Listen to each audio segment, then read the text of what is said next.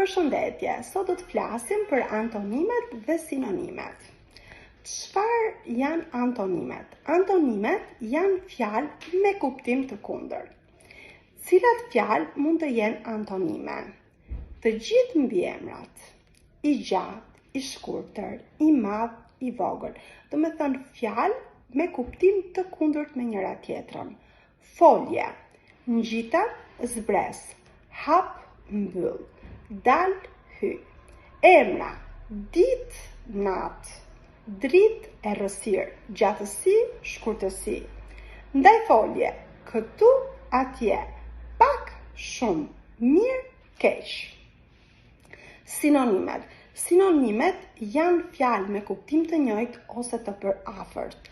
Ato janë shumë të rëndësishme kur flasim apo kur shkruajmë, sepse mënjanojnë përsëritjen e fjalëve dhe shërbejnë për t'i dhënë ngjyrime kuptimore fjalisë.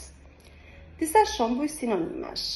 Liliana hyri në klasë e gëzuar dhe e lumturuar.